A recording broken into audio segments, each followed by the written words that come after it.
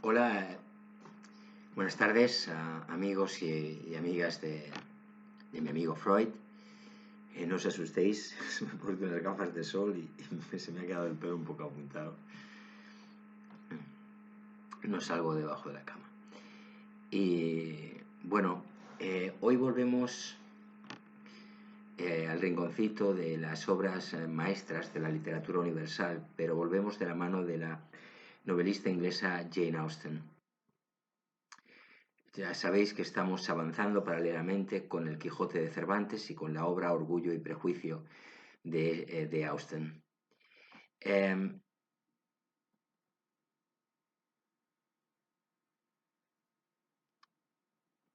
Vamos a continuar un poco, em, porque no quise hacer un vídeo exclusivamente para hacer una semblanza bueno, no una semblanza, sino un recorrido, si bien dando puntadas, ¿no?, por la vida de Austen, pero no quise hacerlo todo en un vídeo porque iba a ser muy largo, entonces lo voy fragmentando según avancemos en los capítulos. Desde luego, tras unos pocos vídeos, quizá este y otro más, el recorrido por la biografía de Austen estará concluido y tendréis una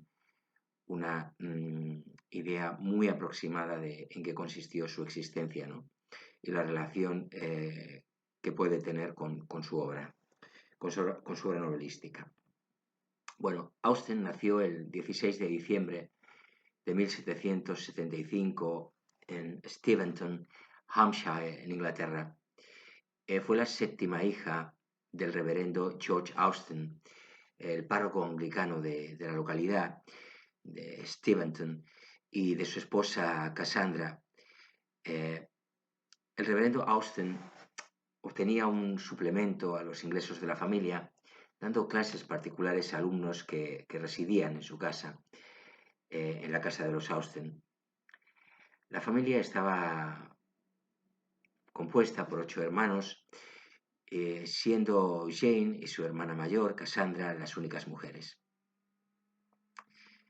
Cassandra y Jane eran confidentes. Se conservan cartas que se escribían cuando estaban separadas, así como las que Jane envió a otros familiares.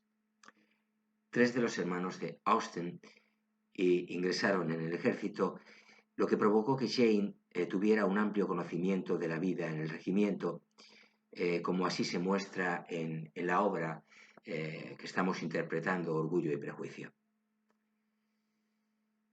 En 1783, teniendo Jane, por tanto, 8 años, ella misma y Cassandra, su hermana mayor, acuden a la casa de la señora Cowley en Southampton para proseguir su educación bajo la tutela de la señora Cowley. Tuvieron que regresar a causa de la propagación de una enfermedad infecciosa en la ciudad, en Southampton. Entre 1785 y 1786, las dos hermanas, Jane y Cassandra, fueron alumnas de un internado en Reading, lugar que al parecer Jane retrató en el internado de la señora Goddard, que aparece en su novela Emma. Perdón, me voy a colocar un poquito más cómodo, que estaba la silla un poquito inclinada. Bueno, la educación que Austen recibió ahí constituye toda la que recibió fuera del círculo familiar. Sabemos que el reverendo Austen tenía una amplia biblioteca y, según cuenta la propia Jane Austen en sus cartas, tanto ella como su familia eran ávidos lectores de novelas y para nada se avergonzaban de ello. Así que la joven Austen leía novelas de Henry Fielding y de Samuel Richardson, y leía también a Frances Burney. De hecho, tomó el título de Orgullo y Prejuicio de una frase de esta autora perteneciente a su novela Cecilia. Entre 1782 y 84, los Austen hicieron representaciones teatrales en la rectoría de Steventon, que entre 1787 y 88 se hicieron más elaboradas gracias a la colaboración de su prima Liza de Feuillide, a quien dedicó Love and Friendship. En los años posteriores a 1787, Jane Austen escribió, para el divertimento de su familia, su Juvenilia, que incluye diversas parodias de la literatura de la época que se recogieron posteriormente en 3 volúmenes. Entre 1795 y 1799 comenzó a redactar las primeras versiones de las novelas que luego se publicarían con los nombres de Sentido y Sensibilidad, Orgullo y Prejuicio, la que nos ocupa, y La Abadía de Northanger, que entonces llevaban los títulos de Eleanor and Marion, First Impressions y Susan, respectivamente. Probablemente también escribió Lady Susan en esta época. En 1797, su padre quiso publicar Orgullo y Prejuicio, pero el editor la rechazó. No hay pruebas de que Jane fuese cortejada por ningún hombre, al margen de un ligero amor juvenil con Thomas Lefroy, pariente irlandés de una amiga de Austen, a la edad de 20 años. No obstante, en enero del año siguiente, 1796, escribió a su hermana diciendo que todo había terminado, pues él no podía permitirse casarse con Jane por motivos económicos. Poco después, una tía de Lefroy trató de juntar a Jane con el reverendo Samuel Blackwell, pero ella no estuvo interesada. En 1800, el padre de Jane Austen, decidió retirarse a Bath, ciudad que Jane no apreciaba mucho, posiblemente a causa de sus aguas termales. Nos referimos al traslado del reverendo Austen. Mientras residía en Bath, la familia solía ir a la costa todos los veranos, y fue en una de estas vacaciones cuando Jane conoció a un hombre que se enamoró de ella. Al partir decidieron volver a verse, pero él murió. Lo que conocemos de esta historia no aparece en ninguna de sus cartas. Al parecer, Cassandra se lo refirió a sus sobrinas, y hasta años después no fue puesto por escrito. No se sabe hasta qué punto pudo esto afectar a Austen, aunque algunos creen que pudo inspirar su obra Persuasión. En diciembre de 1802, estando las dos hermanas mayores, Jane y Cassandra, con la familia Vick, cerca de Steventon, Harris Vick Wither pidió a Jane en matrimonio y ella dio su consentimiento. Sin embargo, al día siguiente rompió el compromiso y junto a Cassandra se marchó apresuradamente a Bath. Cassandra se había comprometido con Thomas Fowle, que murió de fiebre amarilla en el Caribe en 1797. Thomas Fowle no tenía suficiente dinero como para casarse, de modo que el compromiso se venía posponiendo desde 1794. Había ido allí como militar para obtener dinero. Esta puede ser la fuente del rechazo por los compromisos largos que manifiestan algunos personajes de Jane Austen. Ni Jane ni Cassandra Austen se casaron nunca. En 1803, Jane consiguió vender su novela La Abadía de Northanger, entonces titulada Susan, por 10 libras esterlinas a la editorial Richard Crosby & Son, bajo el seudónimo de Mrs. Aston Dennis. Aunque el libro no se publicaría hasta 15 años más tarde. Es posible también que fuera entonces cuando comenzó a escribir The Watsons, aunque luego abandonaría la idea. En enero de 1805 muere el padre de Jane, dejando a su mujer y a sus hijas que eran ya las únicas que permanecían en la casa en situación de precariedad económica, pues sus ingresos habían venido de su posición de párroco y una vez muerto estos cesaron. Dependían económicamente de sus hermanos y de la pequeña cantidad que Cassandra había heredado de su prometido. Bueno, hasta aquí la continuación de la biografía sintetizada de Jane Austen.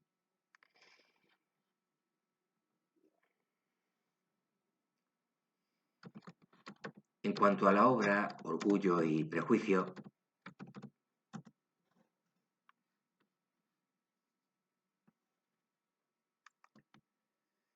disculpadme, aquí está la información que buscaba.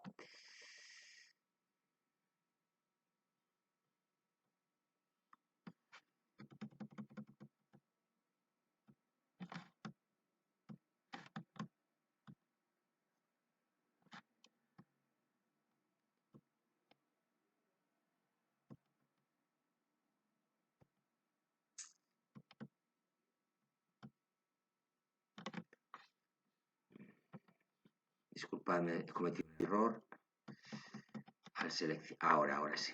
Ahora estoy en la que considero que es la mejor web para, para hablar sobre la novela. Bueno, Orgullo y Prejuicio, su título en inglés, Pride and Prejudice, fue publicada por primera vez el 28 de enero de 1813 como una obra anónima. Es la más famosa de las novelas de Austen y una de las primeras comedias románticas en la historia de la novela.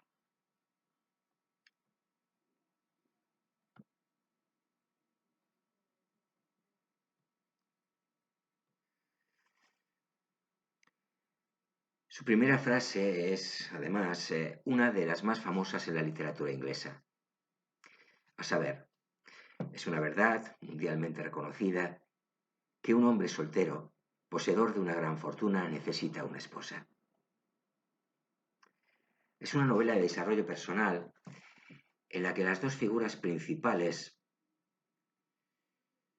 Elizabeth Bennet y Fitzwilliam Darcy, cada uno a su manera y no obstante de forma muy parecida, deben madurar para superar algunas crisis y aprender de sus errores para poder encarar el futuro en común, superando el orgullo de clase de Darcy y los prejuicios de Elizabeth hacia él. Es una de las obras más conocidas de la literatura inglesa, gracias a innumerables ediciones y a algunas películas como Orgullo y Prejuicio, de 2005, reescrita incluso en forma de un musical de Broadway, 1959.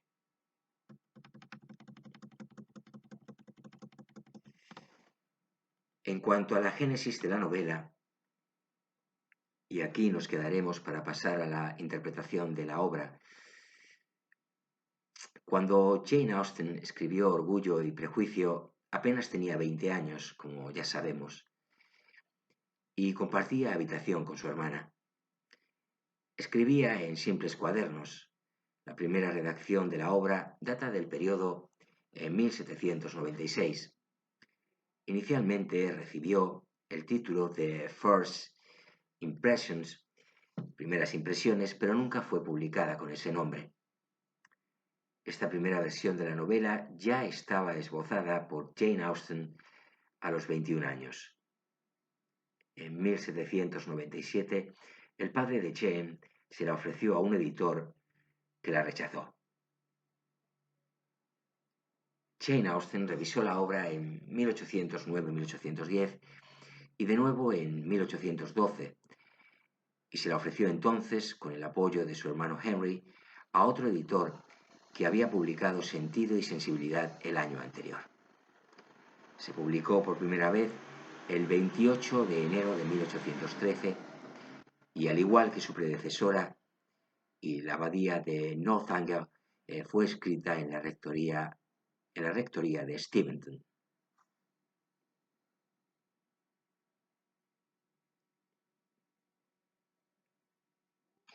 Y bueno, y ahora sí, hasta aquí la,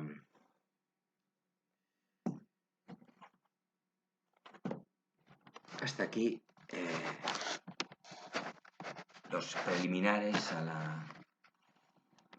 que yo considero necesarios a la interpretación, a la lectura de la novela Orgullo y Prejuicio de Jane Austen. Me retiro de la escena, ya sabéis el porqué.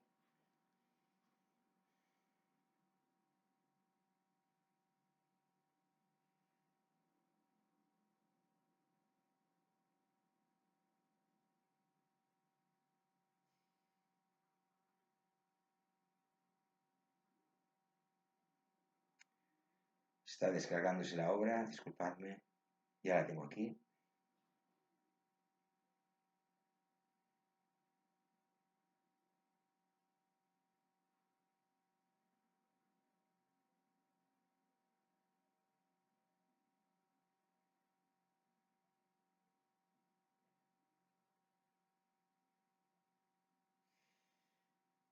Capítulo segundo. El señor Bennet fue uno de los primeros en presentar sus respetos al señor Bingley. Siempre tuvo la intención de visitarlo, aunque al final siempre le aseguraba a su esposa que no lo haría. Y hasta la tarde, después de su visita, su mujer no se enteró de nada. La cosa se llegó a saber de la siguiente manera. Observando el señor Bennet cómo su hija se colocaba un sombrero, dijo: «Espero que al señor Bingley le guste, Lizzie». «¿Cómo podemos saber que le gusta al señor Bingley?», dijo su esposa resentida, «si todavía no hemos ido a visitarlo». «Olvidas, mamá», dijo Elizabeth, «que lo veremos en las fiestas y que la señora Long ha prometido presentárnoslo».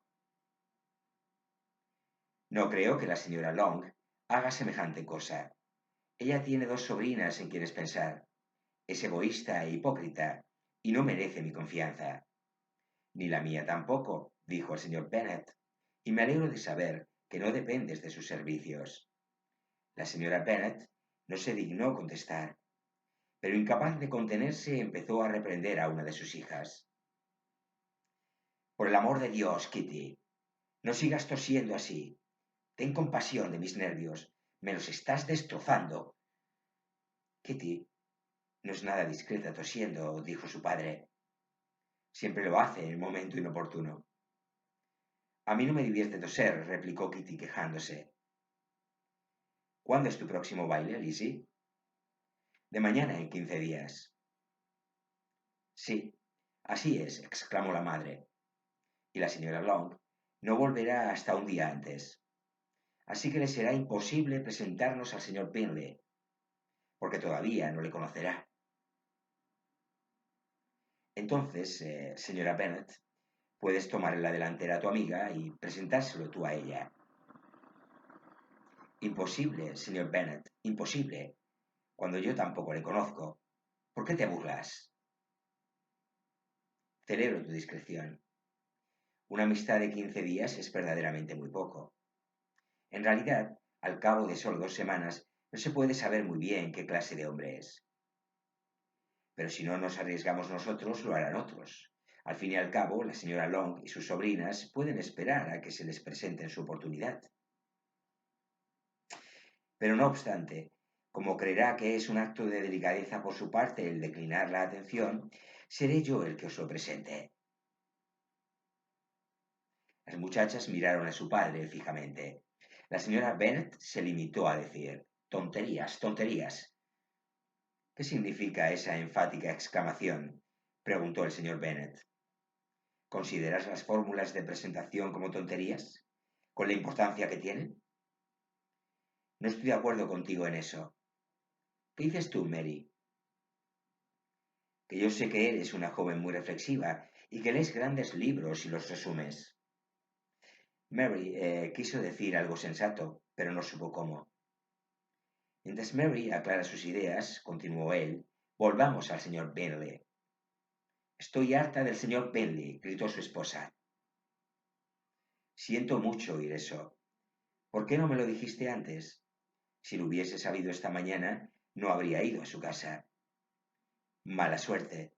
Pero como ya le he visitado, no podemos renunciar a su amistad ahora. El asombro de las señoras fue precisamente el que él deseaba. Quizás el de la señora Bennet sobrepasara al resto. Aunque una vez acabado el alboroto que produjo la alegría, declaró que en el fondo era lo que ella siempre había figurado. Mi querido señor Bennet, qué bueno eres. Pero sabía que al final te convencería. Estaba segura de que quieres lo bastante a tus hijas como para no descuidar este asunto. Qué contenta estoy. Y qué broma tan graciosa que haya sido esta mañana y no nos hayas dicho nada hasta ahora. Ahora, Kitty, ya puedes toser cuanto quieras, dijo el señor Bennet, y salió del cuarto fatigado por el entusiasmo de su mujer. Qué padre más excelente tenéis, hijas, dijo ella una vez cerrada la puerta.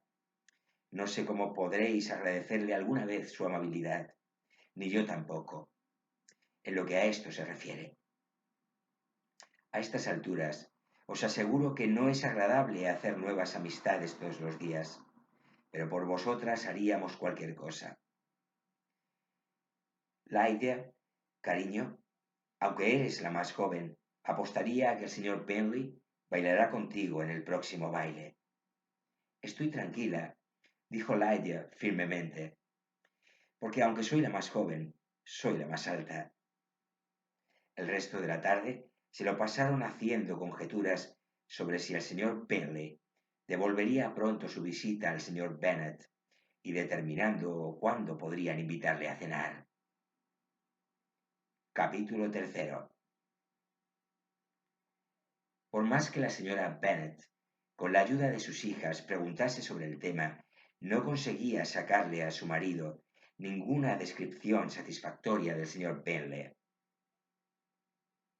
Le atacaron de varias maneras, con preguntas clarísimas, suposiciones ingeniosas y con indirectas, pero por muy hábiles que fueran, él las eludía todas, y al final se vieron obligadas a aceptar la información de segunda mano de su vecina Lady Lucas. Su impresión era muy favorable. Sir William había quedado encantado con él. Era joven, guapísimo, extremadamente agradable, y para colmo pensaba asistir al próximo baile con un grupo de amigos. No podía haber nada mejor. El que fuese aficionado al baile era verdaderamente una ventaja a la hora de enamorarse, y así se despertaron vivas esperanzas para conseguir el corazón del señor Bentley. Si pudiera ver a una de mis hijas viviendo felizmente en Netherfield y a las otras igual de bien casadas, ya no desearía más en la vida, le dijo la señora Bennet a su marido. Pocos días después, el señor Bentley le devolvió la visita al señor Bennet y pasó con él 10 minutos en su biblioteca. Él había abrigado la esperanza de que se le permitiese ver a las muchachas de cuya belleza había oído hablar mucho, pero no vio más que al padre. Las señoras fueron un poco más afortunadas, porque tuvieron la ventaja de poder comprobar desde una ventana alta que el señor Bentley llevaba un abrigo azul y montaba un caballo negro. Poco después le enviaron una invitación para que fuese a cenar, y cuando la señora Bennet tenía ya planeados los manjares que darían crédito de su buen hacer de ama de casa, recibieron una respuesta que echaba todo a perder.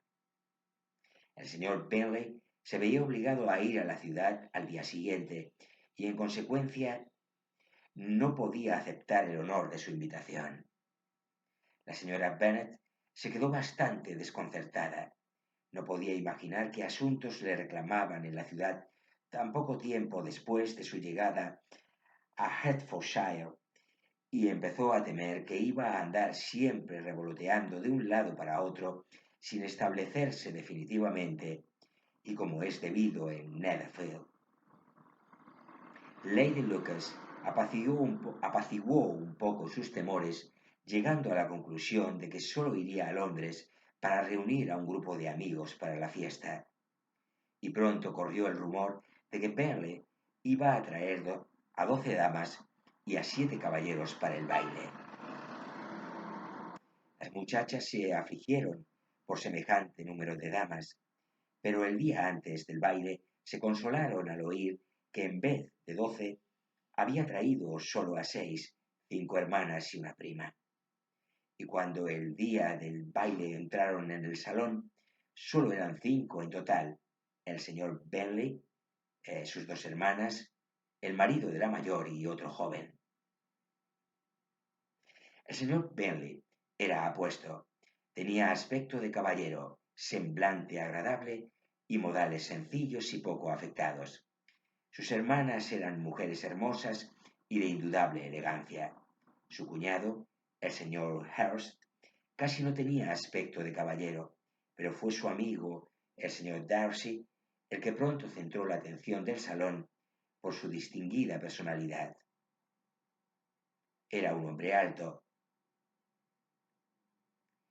de bonitas facciones y de porte aristocrático. Pocos minutos después de su entrada, ya circulaba el rumor de que su renta era de 10.000 libras al año. Los señores declaraban que era un hombre que tenía mucha clase. Las señoras decían que era mucho más guapo que Bingley, siendo admirado durante casi la mitad de la velada, hasta que sus modales causaron tal disgusto que hicieron cambiar el curso de su buena fama. Se descubrió que era un hombre orgulloso, que pretendía estar por encima de todos los demás y demostraba su insatisfacción con el ambiente que le rodeaba. Ni siquiera sus extensas posesiones en Derbyshire podían salvarle ya de parecer odioso y desagradable, y de que se considerase que no valía nada comparado con su amigo. El señor Bentley enseguida trabó amistad con las principales personas del salón. Era vivo y franco, no se perdió ni un solo baile. Lamentó que la fiesta acabase tan temprano y habló de dar una L en Netherfield. Tan agradables cualidades hablaban por sí solas. Qué diferencia entre él y su amigo. El señor Darcy bailó solo una vez con la señora Hurst y otra con la señorita Bingley,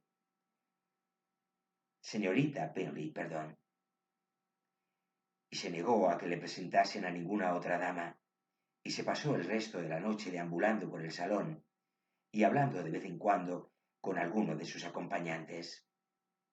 Su carácter estaba definitivamente juzgado. Era el hombre más orgulloso y más antipático del mundo, y todos esperaban que no volviese más por allí. Entre los más ofendidos con Darcy estaba la señora Bennet, cuyo disgusto por su comportamiento se había agudizado, convirtiéndose en una ofensa personal por haber despreciado a una de sus hijas. Había tan pocos caballeros que Elizabeth Bennet se había visto obligada a sentarse durante 2 bailes. En ese tiempo, Darcy estuvo lo bastante cerca de ella para que la muchacha pudiese oír una conversación entre él y el señor Bingley, que dejó el baile unos minutos para convencer a su amigo de que se uniese a ellos. «Ven, Darcy», le dijo, «tienes que bailar. No soporto verte ahí de pie, solo y con esa estúpida actitud. Es mejor que bailes». «No pienso hacerlo. Sabes cómo lo detesto, a no ser que conozca personalmente a mi pareja. En una fiesta como esta me sería imposible. Tus hermanas están comprometidas, y bailar con cualquier otra mujer de las que hay en este salón sería como un castigo para mí». «No debería ser tan exigente y quisquilloso», se quejó Bingley. «Por lo que más quieras. Palabra de honor, nunca había visto a tantas muchachas tan encantadoras como esta noche, y hay algunas que son especialmente bonitas.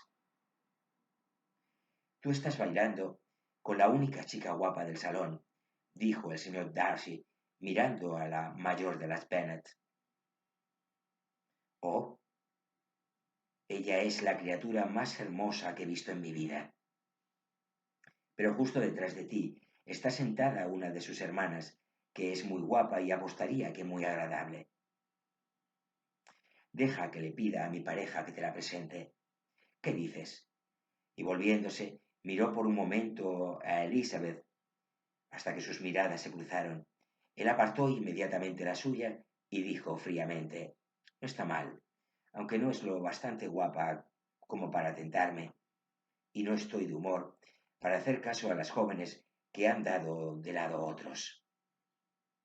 Es mejor que vuelvas con tu pareja y disfrutes de sus sonrisas, porque estás malgastando el tiempo conmigo. El señor Bingley siguió su consejo. El señor Darcy se alejó, y Elizabeth se quedó allí con sus no muy cordiales sentimientos hacia él. Sin embargo, contó la historia a sus amigas con mucho humor porque era graciosa y muy alegre, y tenía cierta disposición a hacer divertidas las cosas ridículas. En resumidas cuentas, la velada transcurrió agradablemente para toda la familia.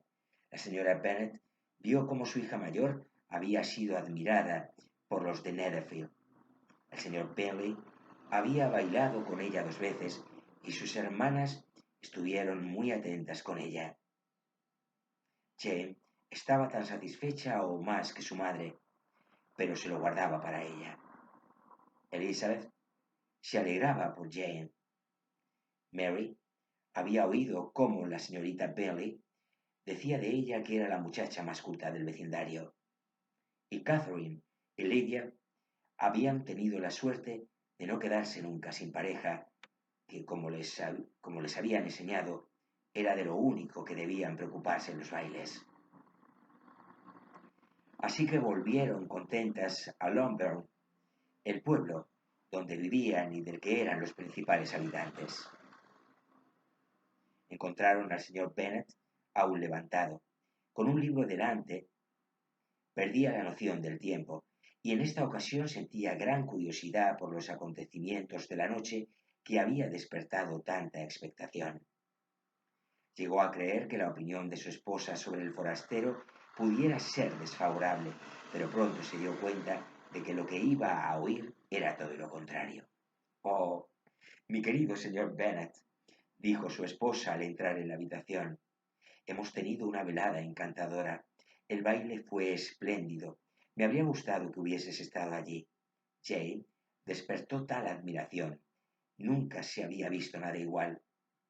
Todos comentaban lo guapa que estaba, y el señor Bingley la encontró bellísima y bailó con ella 2 veces. Fíjate, querido, bailó con ella 2 veces. Fue a la única de todo el salón a la que sacó a bailar por segunda vez. La primera a quien sacó fue a la señorita Lucas. Me contrarió bastante verlo bailar con ella, pero a él no le gustó nada. ¿A quién puede gustarle? ¿No crees? Sin embargo, pareció quedarse prendado de Jane cuando la vio bailar. Así es que preguntó quién era, se la presentaron y le pidió el siguiente baile.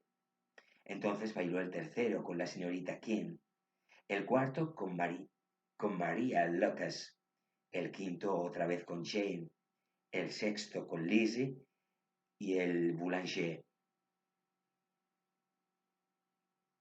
Si hubiese tenido alguna compasión de mí, gritó el marido impaciente, no habría gastado tanto. Por el amor de Dios, no me hables más de sus parejas. Ojalá se hubiese torcido un tobillo en el primer baile. Oh, querido mío, me tiene fascinada. Es increíblemente guapo y sus hermanas son encantadoras. Llevaban los vestidos más elegantes que he visto en mi vida.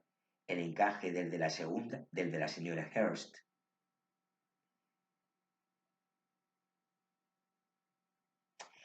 Aquí fue interrumpida de nuevo. El señor Bennet protestó contra toda descripción de atuendos. Por lo tanto, ella se vio obligada a pasar a otro capítulo del relato, y contó, con gran amargura y algo de exageración, la escandalosa rudeza del señor Darcy.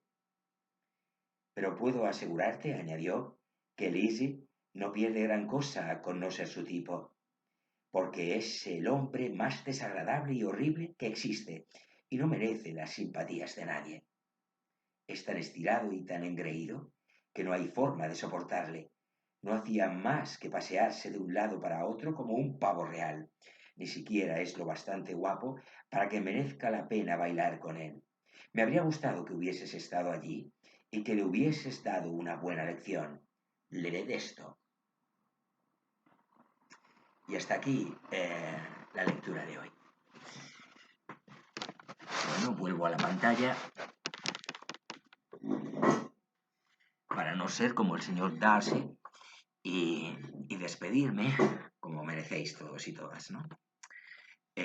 Espero de verdad que os haya gustado. A mí me fascina esta novela de Austen, también Sentido y Sensibilidad, pero bueno, ya tendremos ocasión de explorar esta última. Y bueno, gracias a todos por visionar, por prestar atención a este vídeo del rinconcito de las obras maestras de la literatura universal. Espero que os haya gustado y me despido sin más. Bueno, recordaros que eh, si no os importa, pues bueno, o si es vuestro deseo, por mejor decir, os suscribáis al canal. Como siempre digo, así se hace más visible y se hace más visible y se potencia el canal. Le deis al vídeo si os ha gustado me gusta y la campanita si queréis las notificaciones sobre, sobre los vídeos que voy subiendo. Y nada más. Hasta el próximo vídeo. Gracias por estar ahí. Mi amigo Freud os espera.